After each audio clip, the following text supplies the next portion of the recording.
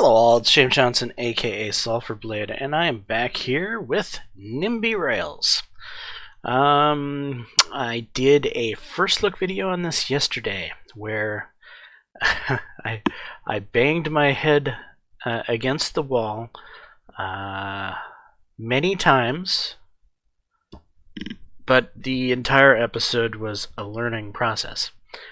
It's an hour and a half of me learning, and I could probably cut down you learning into a much shorter episode now that I actually understand most of the game mechanics. Though, I don't know if that's what I'm going to do in this video. Well, I might. Maybe I'll do a combination. Anyway, first I wanted to kind of go over what I've done since inside of the world of Nimby Rails. Right now we're looking at Milwaukee, and we're looking at my Milwaukee train line, and I've been pondering or puzzling as to why certain lines do far better than other ones. And one would think it would be because, well, it's the population, of course, but that doesn't make sense either. So just to give you an idea, Founders Terrace here has a catchment of 6,423, and it's running over here to a catchment of 3,667. Now, these are decent-sized catchments, don't get me wrong. So the fact that this line is doing well shouldn't be that surprising. However, the line here between Boy with Goose, love the name, and Columbia St. Mary's is dramatically worse, even though the catchment area on this station and this station is more than the catchment station on this station and this station. They've been running pretty much. They were created at pretty much the same day. Neither one has any significant multi-week lead over the other one. But if we look at this, I currently have the line, this teal line here, highlighted, which is Boy with Goose. And if we look at the accounting, it's generated about $250,000, little shy of $250,000 after operating costs, which, you know, nothing to shake a stick at. $250,000 inside of the month of March is positive income. All good. Now, if we look at this purple line here, which is this one, we're going to see that this one has nearly made $2 million. The other one has only made $250,000. This one has made $2 million. That is a factor of 8 times more money. They're running the exact same train with the exact same passenger load, going the exact same speed, the exact same rails. Well, you know, one of the trips may be a little slightly longer. Like if we look at this one, the trip here is 4 minutes and 40 seconds basically it takes to get in between here and here. Where on the teal guy, it's 5 minutes and 25 seconds, so it's slightly longer. But you know, that slightly longer is 40 seconds. And if we look at this line, which is a very good line, and of course it should be a good line, it's going between the two largest catchments in Milwaukee, so I would assume this line would make good money. And if we look at it, it does indeed. It makes a little bit less than this line, but it's competitive with this line, so that's great. And if we look at the stops, it's at 4 minutes and 53 seconds it takes to get in between here and here, which is, you know, slightly, 25, 28, 29 seconds or so shorter. Is that 29 seconds really going to make the difference in millions of dollars? Or what is the missing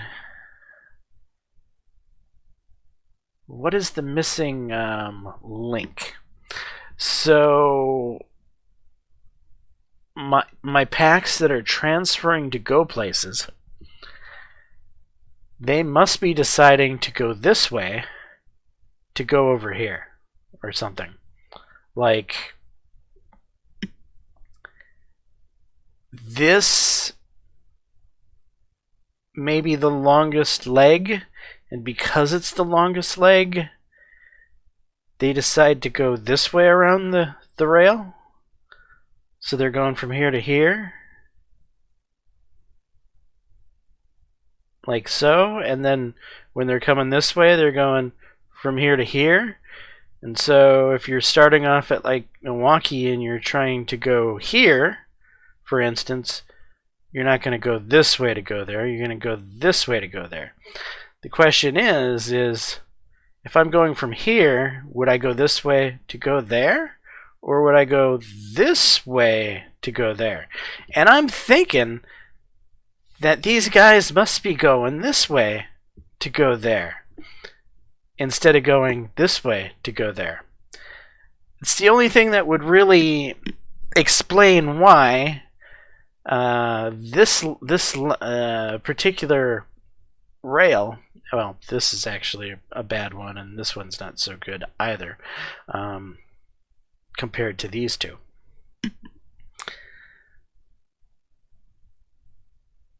Yeah, it's a bit of a mystery.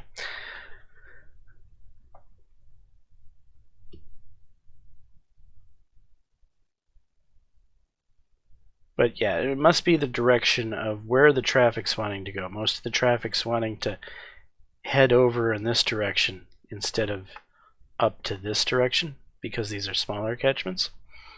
Therefore, there's more traffic going through these. And if you notice the people at the station, there's always far more people at these stations here than there are at these stations here. But still, you could see just how finicky this game can be in how the routes are set up. I'm certainly not going to delete these routes because they're still generating income. But, these two routes here are making so much more money, and how would I have known that initially? I'm not an expert at this game, but let's just pretend I was an expert.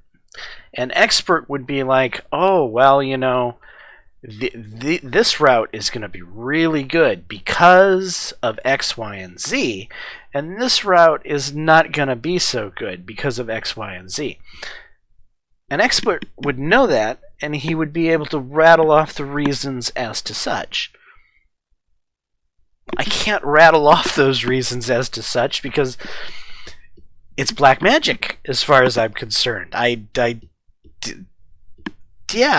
just like, sure, those work, those don't.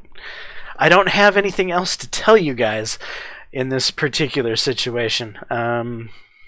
But this is a look at Milwaukee. And my Milwaukee tram service is only a small slice of my money that's actually being made.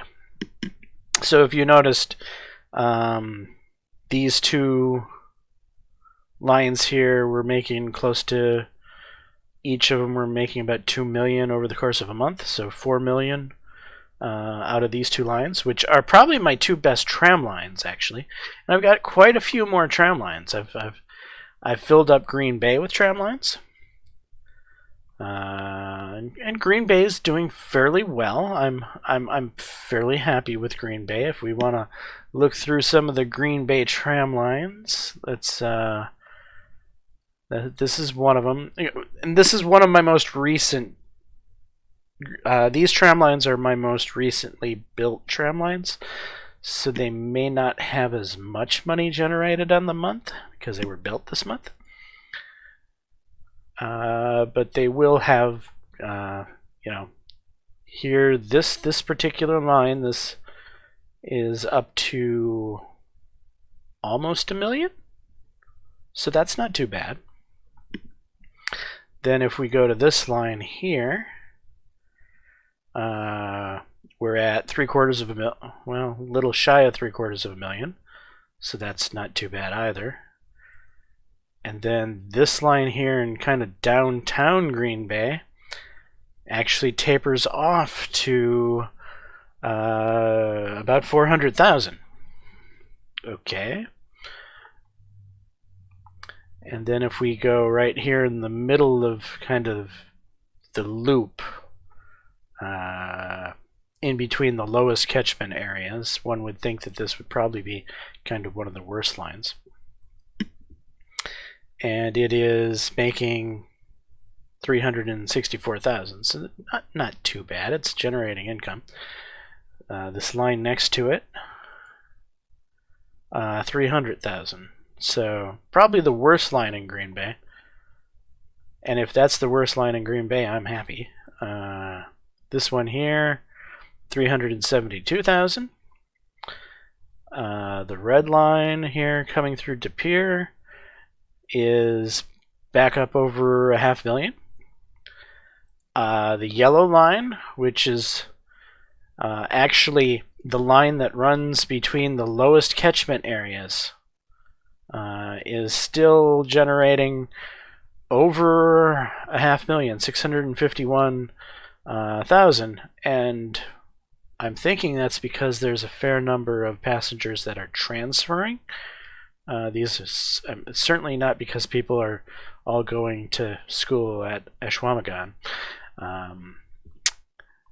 or that there's a lot of FedEx packages being shipped out of De Pere. I don't think any of those things have to do with anything, but of course maybe everyone does want to go to watch the Packer game. I could understand that. So how are we doing as far as Packer game? A little bit less than this one before, so almost $500,000. So not as many dedicated Packer fans in Wisconsin. That doesn't make sense. And this line here is back up close to $600,000. So again, there's a little bit of witchcraft going on. Why on earth is this yellow line the most profitable line in the loop? Reasons? Yes, reasons. Okay. However, no, we'll show the big money makers last. Obviously, the main line, we're going to look at that last, because that's real high speed.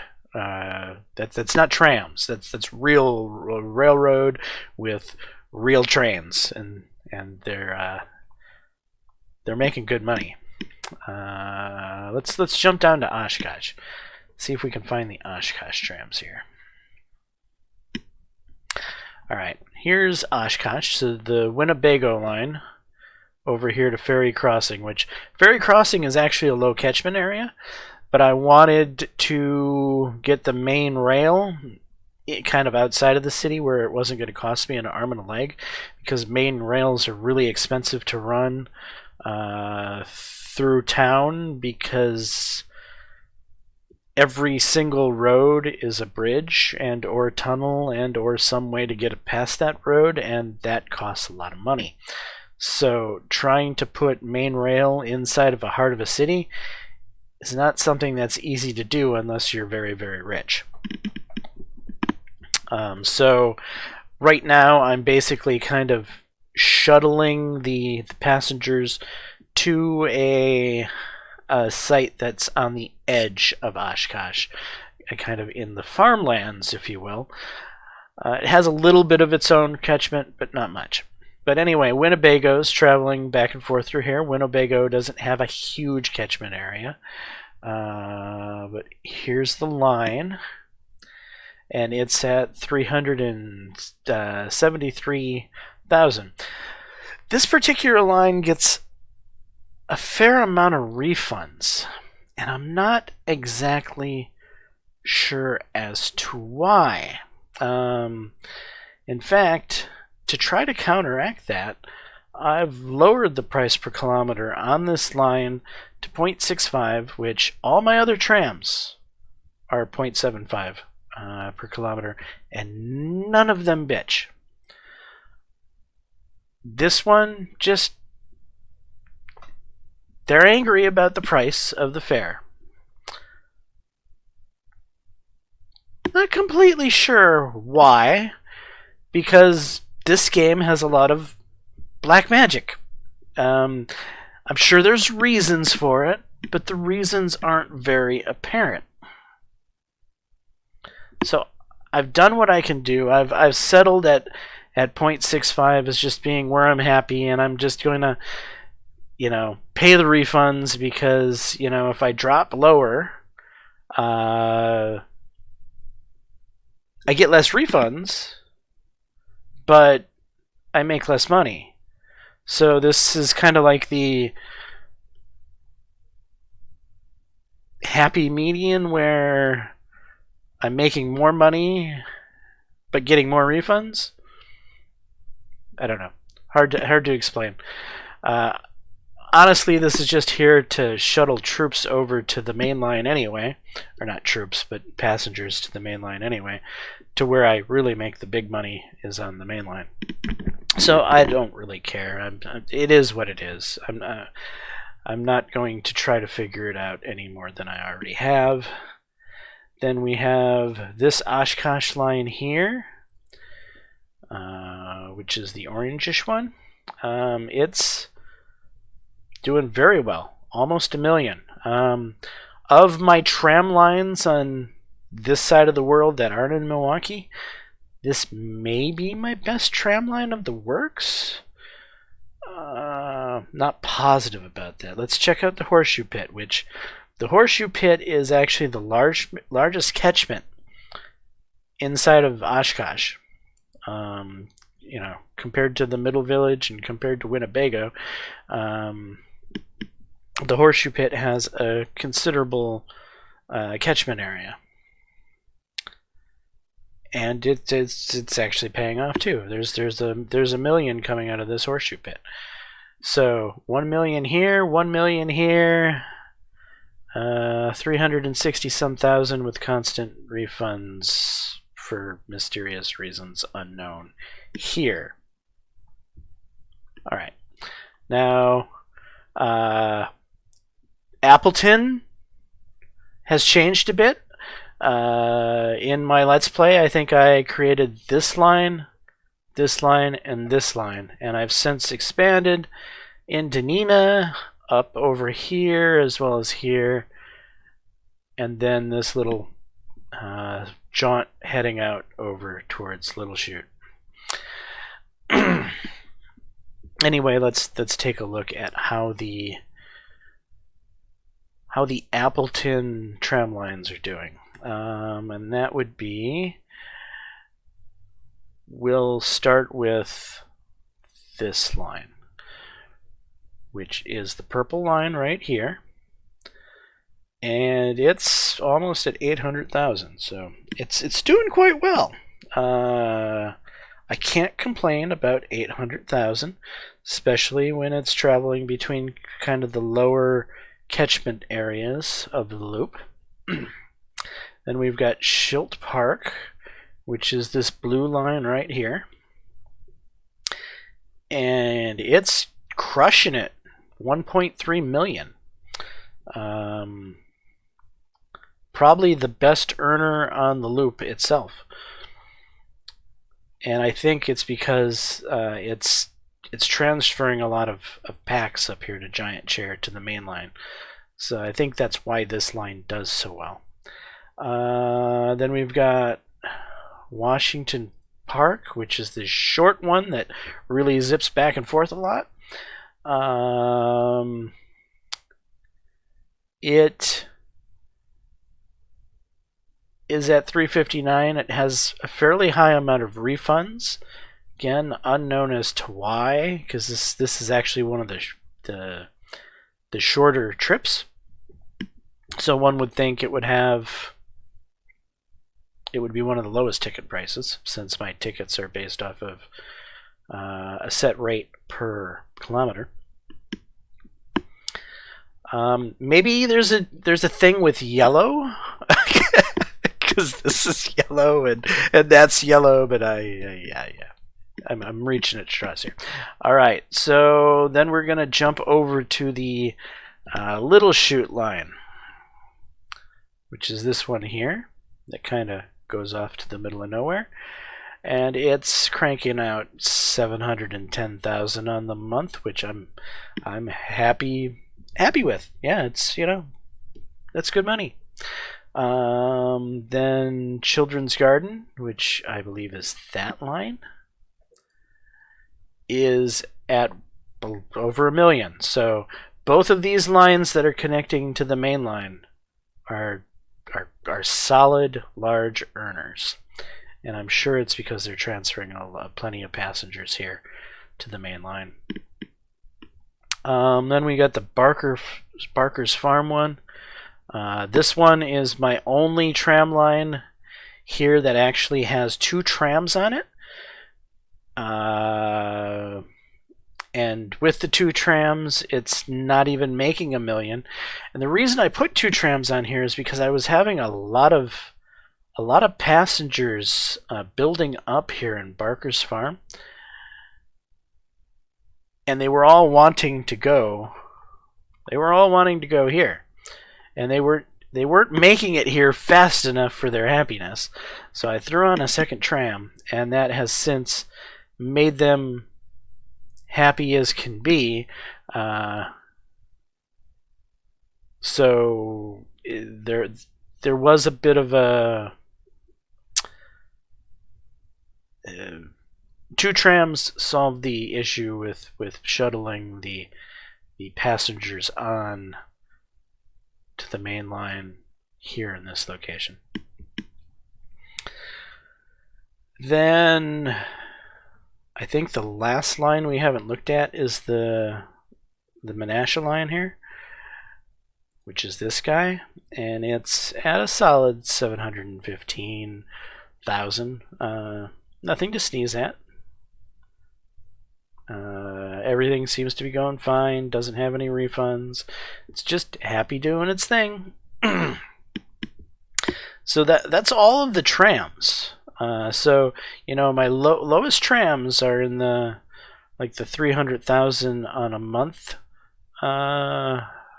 area, but several of the trams are over $1 million, and down here in Milwaukee, 2 of the trams are actually pushing over $2 million, which is that one and that one. So when you put all the trams together, they pay for my loan.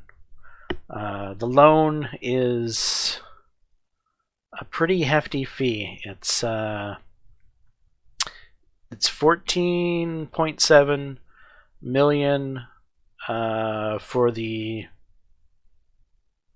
what would they call that? The primary, and then another 4.1 million for the interest. So it's 18.8, almost 19 million a month, and the trams are generating right around 19 million, which means the remainder of the fares, as you can see, I'm making 45 million in a month, all come from the main line. So here's the main line between Appleton and Green Bay, and currently it's pushing 15 million on the month. Wait, why are my trains bunched up? That is a good damn question. They're not supposed to be bunched up. Slow down. Okay.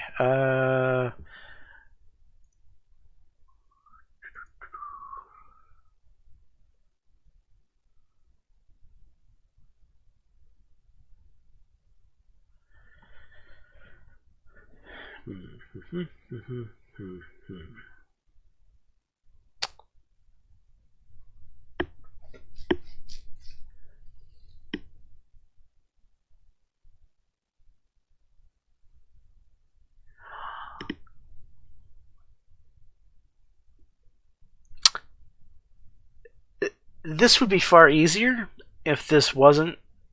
This is the only line that I have multiple stops on. All my other lines are point to point. And with a point to point, it would be simple. My minimum interval would be half of the travel time.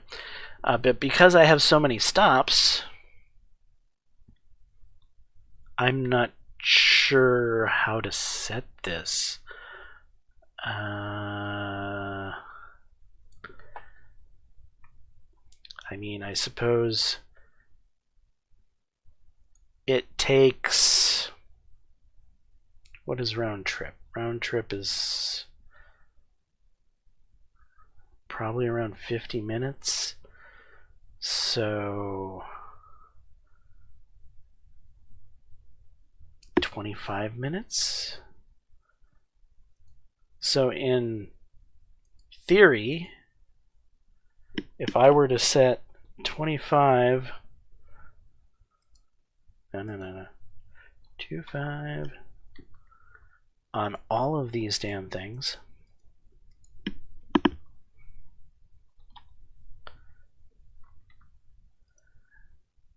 then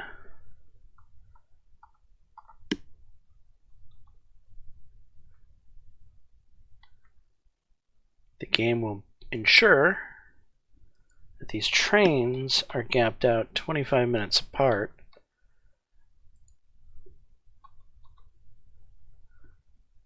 Which basically means that in the short term, I'm going to have a train sitting around for a while.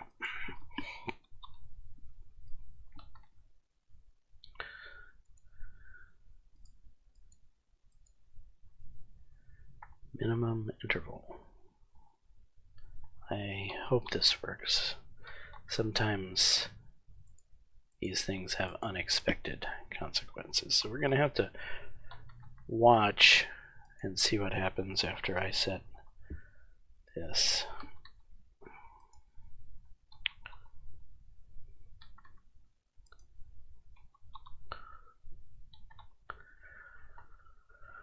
Alright, I'm going to crank the speed back up, which means this is going to sit here for 25 minutes. Then in theory, when it moves on and reaches its next destination, it's not going to have to sit anywhere near as long because it will have that 25, it'll have that interval, damn it. Yeah, it's not stopping.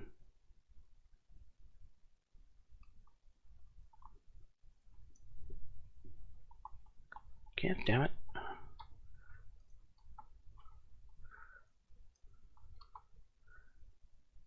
Yeah, it looks like that fixed it.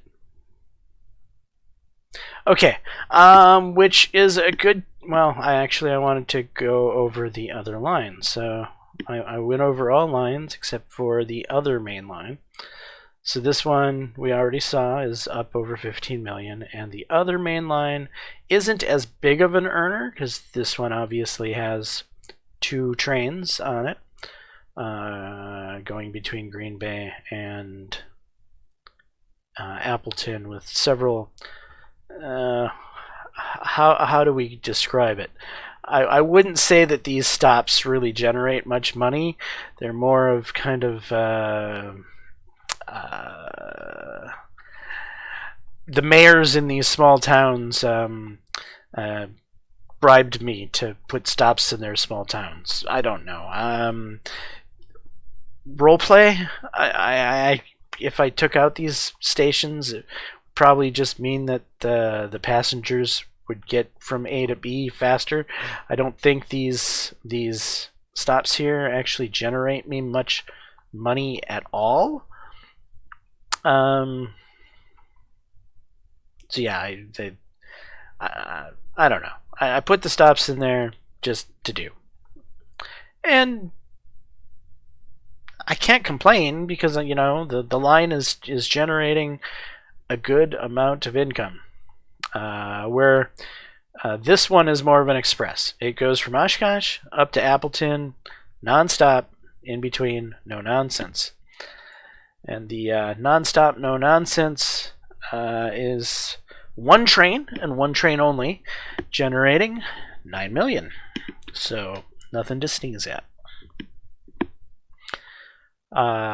This is probably the singular highest earning train, seeing as these two trains share the line. So you got to divide 15 million in half. That's 7.5 million, which makes this Appleton to Oshkosh singular train the king of my train empire at this point in time. Right. So with that being said, this game has been running nonstop for over 24 hours now. So nonstop over 24 hours. The game started in January 2021. It is now April 2nd. It's the beginning of April. So really, we've made it 3 months into the game. We've just started the 4th month in like a 24-hour window, with it running non-stop while I slept and everything else. Yeah. And if we want to look at this, what have we made over the course of these months? In January, of course, we only had, in the entire train empire, not even $1 million in fares. So January wasn't so good. February, things started to pick up, and we generated almost 16 million in fares, which almost paid off the loan. So went a little bit in the wrong direction fare-wise in February.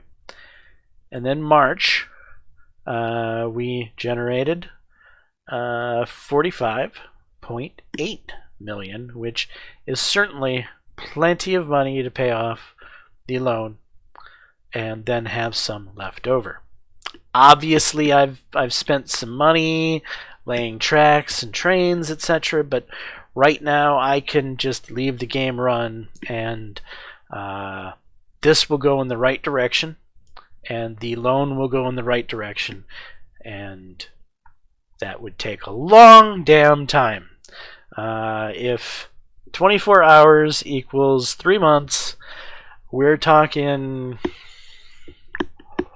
a whole hell of a lot of days before that loan is paid off at this, and we get back to where we started financially with $1 billion.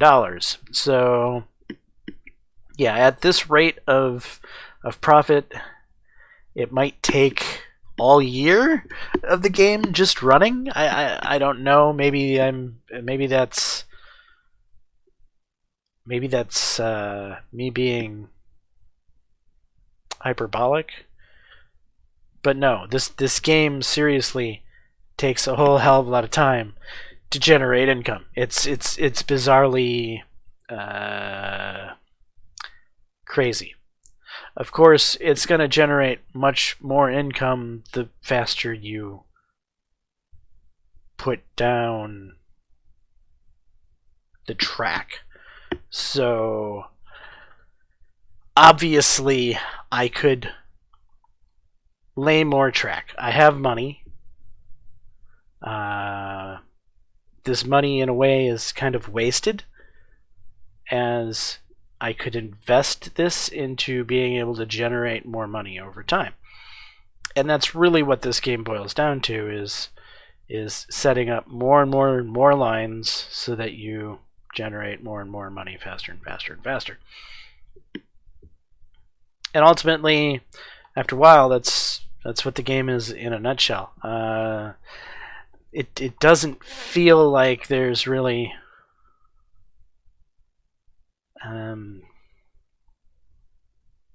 what's the word I'm looking for? Difficulty? Well, there's certainly difficulty in you have a financial difficulty, but the financial difficulty isn't that hard to overcome once you start putting lines down. But the lines need to function. So that's where the game has its true difficulty, is in just understanding how to play the game. So yesterday, when I did that video, there was a whole hell of a lot of me faffing around, not having any clue what I was doing.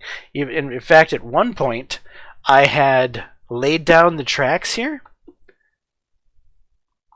and didn't actually construct the tracks. I put them in place, but never hit the confirmation button to actually build the tracks. And then I went and bought the rails, and then I set up the lines, and the lines weren't setting up right because even though I saw track here, there was not actually track there because I didn't actually construct it. And so I ended up fucking around with trying to hook up a depot down here, and that didn't seem to do anything. So then I put in this stupid roundabout down here. And when I put in the roundabout, it wasn't the roundabout that fixed things. It was the act of putting in the roundabout, because when I put in the roundabout, the do you want to commit to your track build button popped up in my face, and it was like, yes, I do. But when I committed to the roundabout, I was also committing to all the other track that hadn't been actually entered into building. So all of this track was waiting for me to press the button on. But when I put this roundabout in there, I pressed the button, and in my mind, I was pressing the button on the roundabout. But in actuality, I pressed the button on the roundabout and all of the other track. And so then my train started working. And at that point in time, I thought it was because of the roundabout. No, it was because all the other track needed to be built. And that never correlated in my mind. And there's so many things like that that can happen to a new player in this game, because, you know, there's some complexity going on here.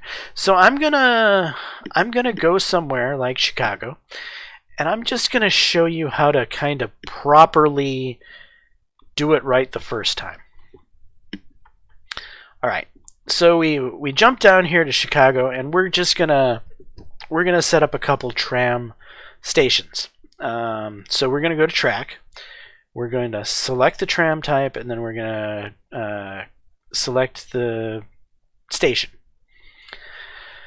Now, you saw me really faffing about a lot yesterday trying to figure out where the catchments were, right? Well, I kept what's the word I'm looking for?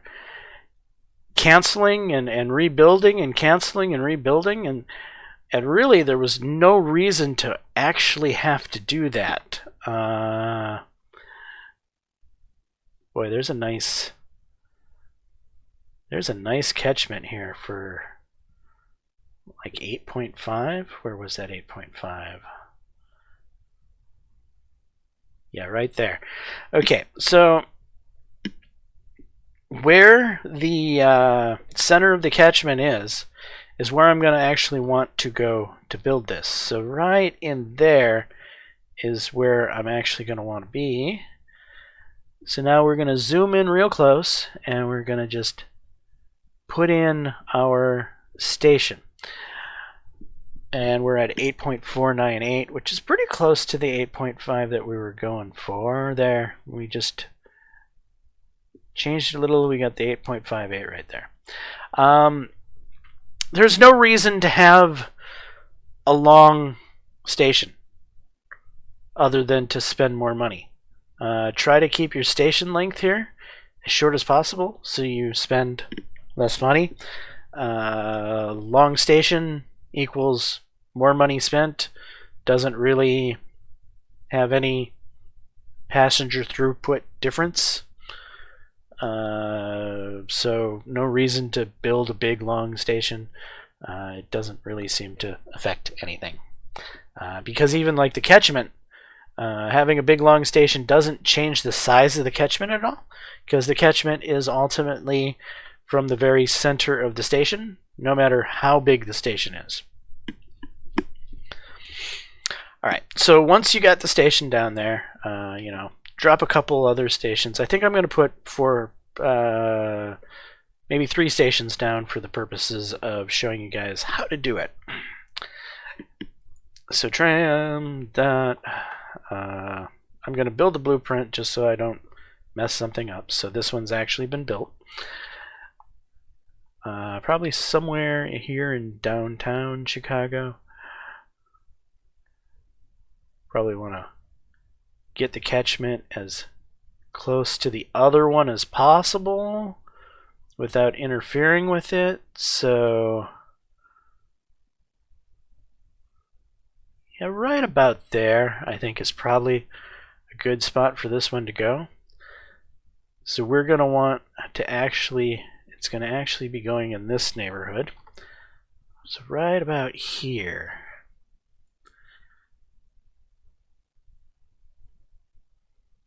And we can jiggle a little bit here to get, 5.907 looks good to me. All right, and we'll cancel that, or we'll not cancel it, but we'll lock that one in. So now we got 2 nicely built stations that are making good use of Chicago. If we would have, they have their own catchment. If these circles were to overlap, they would actually squish, and it would be kind of a waste of catchment area. And then maybe the last one, we'll try up here on the northern sides of Chicago, see how good or bad the catchment is up here. Right about there. So yeah, catchment isn't incredibly wonderful up here. If we go over this way, the population goes up a little bit. Probably right in that neighborhood is where we're going to want to go. So we'll zoom in right about there. I might have started this a little too low, so there's a little bit squishing up against each other, but not so much as it's pushing the circle much. So I'm happy with that. That'll work. So we'll lock that one in. And as you can see, this is the lower catchment of the 3, but as we also noticed from some of our other trams, just because there's a lower catchment doesn't necessarily mean that it's not going to generate revenue. So don't be too picky about getting perfect catchment. The big numbers don't seem to mean that much. Now we're going to run the track. So we're going to grab tram. Tram can run through anything that's not water. Tram cannot run through water. So actually I want to show something. With that whole process there, I did some tricky, some tricky stuff up here on my main line. There are some spots on my main line where you will notice a 45-mile-an-hour tram line thrown into the main line. Like right here. I threw tram line through here because that would have been 1, 2, 3, 4, 5, 6, 7, 8 bridges to make it through this plus 9, 10, 11. It would have been a lot of bridges, which would have costed a lot of money. So instead of spending a huge amount of money to go through this section with normal rail, I threw tram line in here. And yes, that does slow the train from zipping along at 350 kilometers an hour down to 45 kilometers an hour, and then it has to speed back up again. But as you can see, this line is generating plenty of revenue. And a few slowdowns here and there by putting in tram line so that you don't have to have an exorbitant fee of these bridges. These bridges are expensive. The game calls them bridges. They're actually kind of overpasses. But yeah, those things are expensive to build. So you can use tram lines to bring down the cost here and there by cleverly throwing in some tram here and there.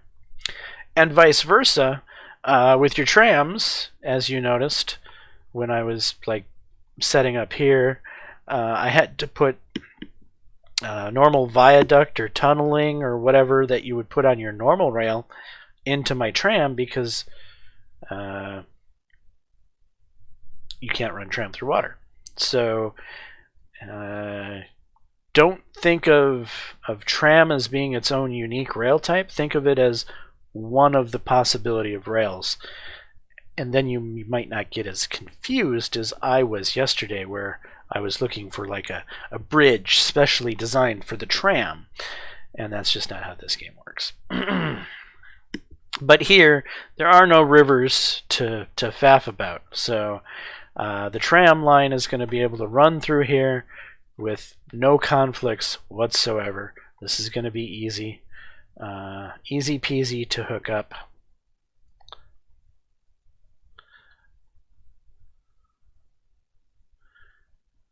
In fact, I might just go like that and grab onto the bottom here and go like that. And there we go. Maybe zoom in, make sure that there's nothing slowing down to under 45, and there isn't. Yeah, okay. And then with this one, well, it's kind of go up to like that.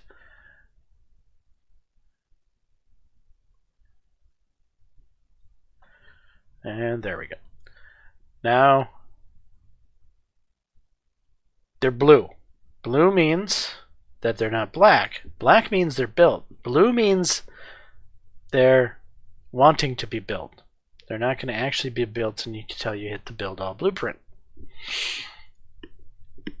Alright, now I have those lines set up. I'm obviously going to need 2 trams to run in between here. So I'm going to go to trains, go to the purchase new trains. I'm going to get a city tram, and because this is Chicago and I'm expecting Chicago's not going to have any problems with passengers, I'm actually going to leave the full 5 cars on, which is what I did in Milwaukee. So I'm going to leave the full 5 cars on, and I'm going to purchase 2 of these. There we are. Now we need to go to the lines, and we actually need to create the new line. So you click on that button down there. You click on stops, and then I'm going to click on B going up that way. And when I get to the other station, I'm going to click on B. And now my point-to-point is done. I have put no travel time in here yet because I don't really know what the travel time is going to be. So at this point, I'm going to go to trains.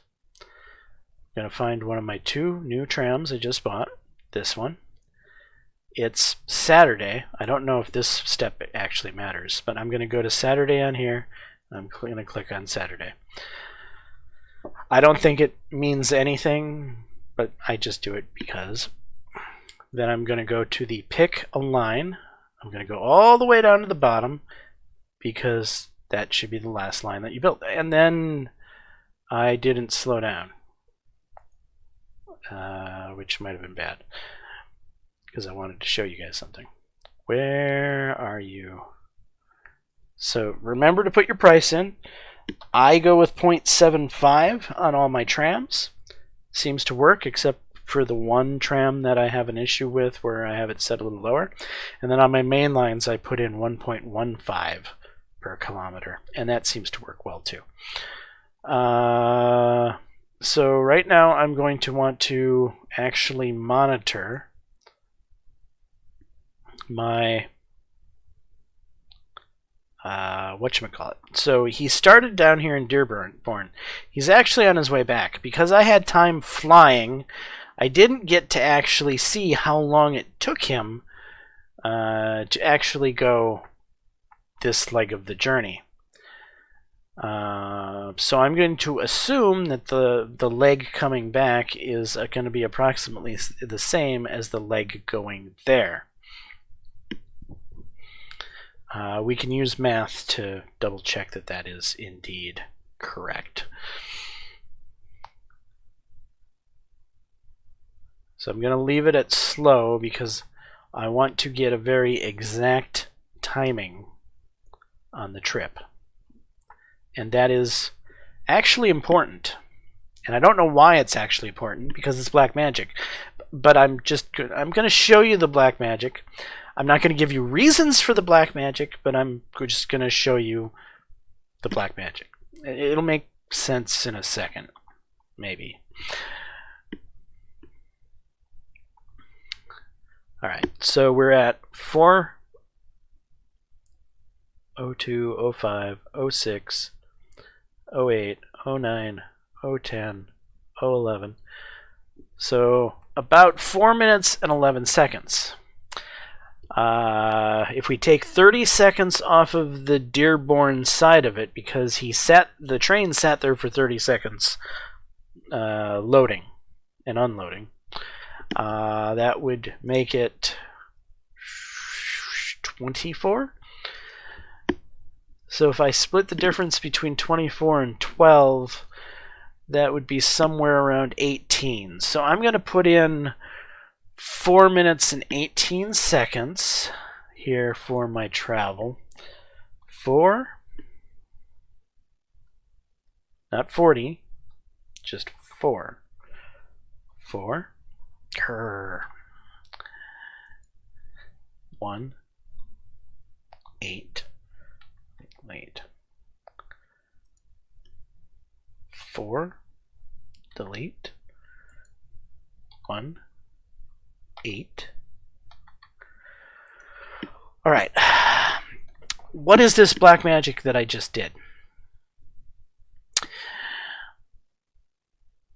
This is, from what I can tell, an estimated trip time for your passengers. And it's also a way to set a trip time for your train. So right now, because I have it set at 4 minutes and 18 seconds, which is slightly faster than one side of the leg and slightly slower than the other side of the leg, because the one went a little faster the one way than the other way. The one that it's going a little bit slower is now going to be that speed. So one of the trips was 4 minutes and 12 seconds. That trip will no longer be 4 minutes and 12 seconds. It will now be 4 minutes and 18 seconds. And the trip coming back will not be 4 minutes and 24 seconds. Well, it'll be 4 minutes and 24 seconds because you can't make it go faster than what it can do. The trip has a 45 kilometer an hour limitation of the rail, and it's as fast as that train goes on that rail. So what do I mean? If in one direction the trip takes 4 minutes and 24 seconds, I could set 0, or I could set 4 minutes and 18 seconds. It's not going to change the fact that the trip will be 4 minutes and 24 seconds. But it will change the expectations of the passenger. The passenger in the game is going to expect that trip to take 0 seconds. And he's going to get pissy about it. And he's going to be angry. And he might refund the fare. But because he's expecting the trip to take 4 minutes and 18 seconds, and it took 4 minutes and 24 seconds, which is a whole 6 seconds difference, he's not going to give two shits about it. And he's going to be happy-go-lucky and be like, cool. I'm going to pay my fare, and I'm going to be happy as a pig and shit. One could technically set these to, say, 8 minutes. And the train will take 8 minutes to go from point to point. Instead of 4 minutes and 18 seconds, it'll take 8 minutes. So instead of traveling at 45K, it'll travel close to 22.5K. Why you would do that?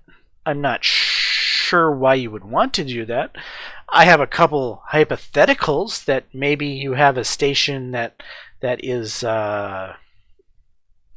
has many different lines coming into it, and you don't want all of the lines to come into it at the same time, so you actually tell a couple of the lines to go slower than they normally would, so that they come in at a certain time period that doesn't conflict with other lines coming into there. But because I'm running a point-to-point type system, it's better off just to let them go at full tilt. Because there's not a whole lot of... I don't have a whole lot of spots like, for instance, right here at the giant chairs. And even the giant chairs isn't really that huge of an intersection, because on this side of the main line it goes that way, and on this side of the main line it goes that way, and on this side of the tram line it goes that way, and on this side of the tram line it goes that way. So you don't really have any trains conflicting with each other, even though it looks like this is an intersection.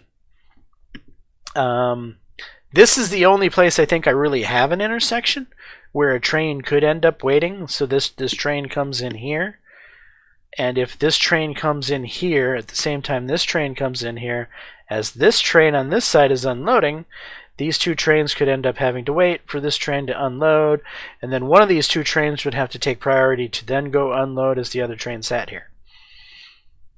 This is my only point to where, but I haven't had a problem really with these two trains coming in at the same time. But if I did, I could probably, fiddle with the timings to make that not an issue. But right now, maximum speed, the timing seems to be fine. It never seems to be an issue. So that's where I think you would be the only time you would actually want to set this to longer than minimum. But again, I'll go through this one more time, setting up on this to hammer home, I guess, how this process works. So we're going to create a new line. We're going to go leaving here, this Chicago station on B. Oops. And we're going to go up to here to this B. And that creates the loop-de-loop. Now we're going to set the price per kilometer, which is 0.75. I'm going to actually get things moving here. Take the train, come down here, select the tram, click on Saturday because reasons. Go to pick the last line, which is the blue line I just set up. And now the train is rolling, but I have time lowered, so it shouldn't be an issue. So I'm going to go to lines. I'm going to go to the state. Then I'm going to come down here, and it hasn't actually left. I'm going to speed it up slightly. The middle speed, there's 3 speeds. There's really slow, there's this speed, and there's really fast. So I'm going to watch this speed until it gets close to the station.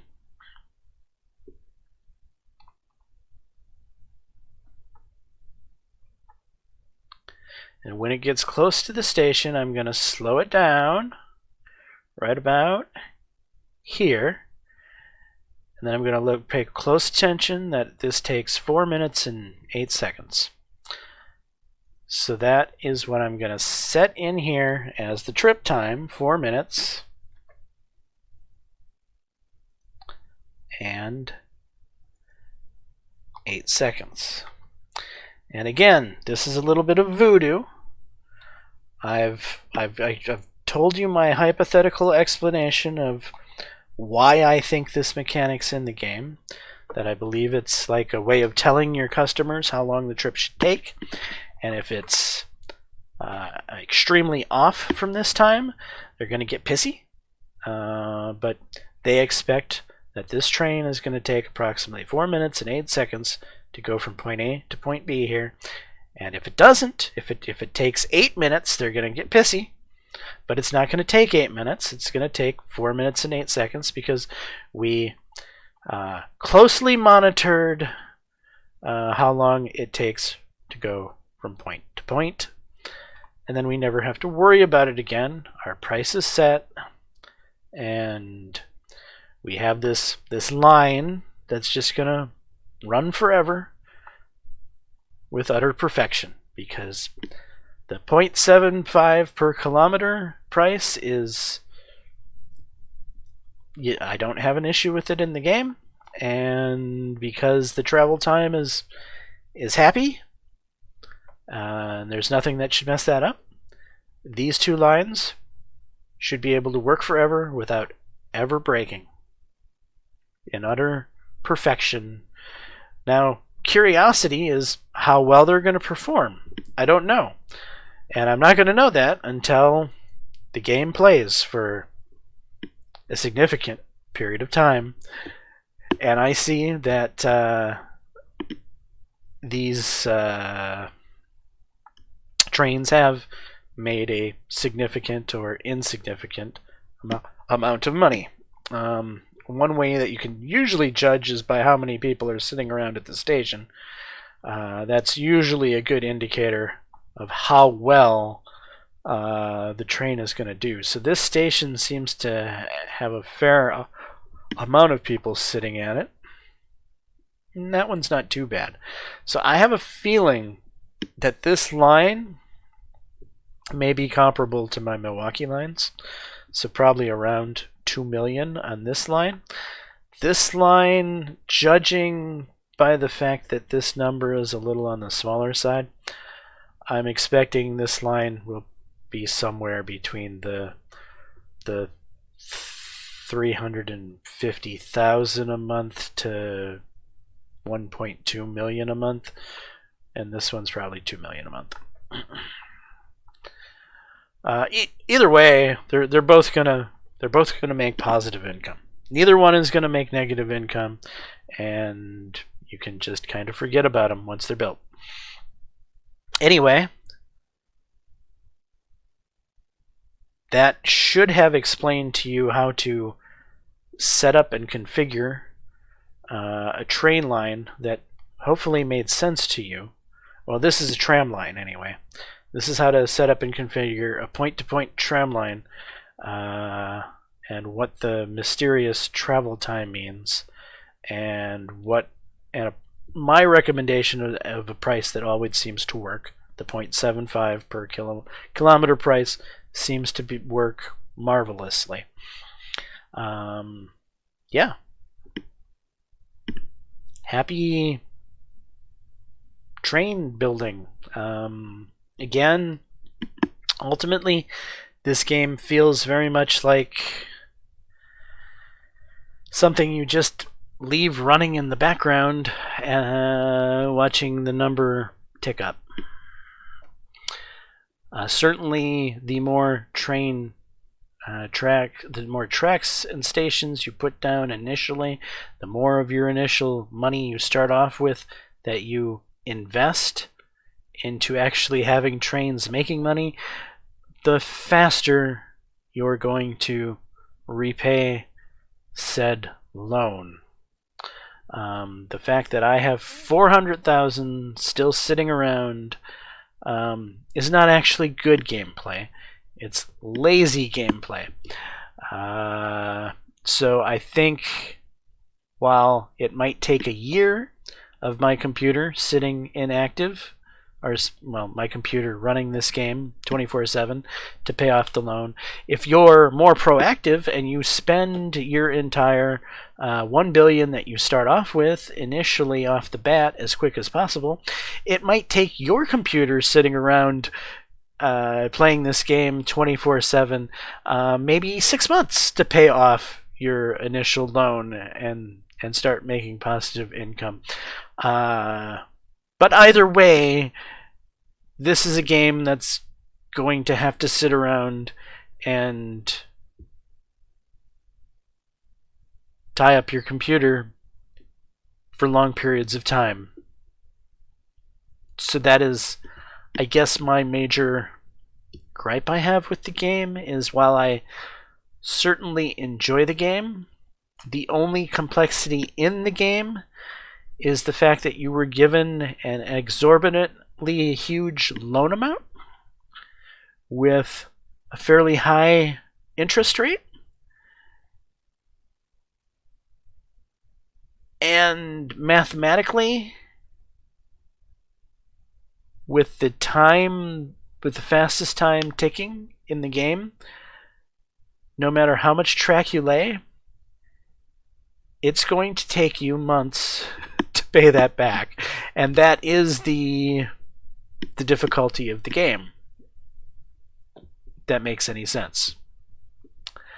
Anyway, I'm James Johnson. This has been a more maybe in-depth and focused and understanding look at Nimby Rails, where maybe you might have learned something today, where my first look yesterday might not have been as informative, and maybe would have been more entertaining if you like watching someone struggling to come to grips with game mechanics. Then I highly suggest watching that video, because I was definitely clueless for an hour and a half, and certainly banging my head against a wall. However, in this video, hopefully I taught you something, and you'll be able to use the information gleaned in this video to make your loan amount, pay back your loan amount faster than I am. Yeah. So I'll end this video here. I'm James Johnson, aka Sulfurblade. This is my content. Hopefully you're enjoying it. If so, please leave a like and subscribe. And until the next time, all, peace.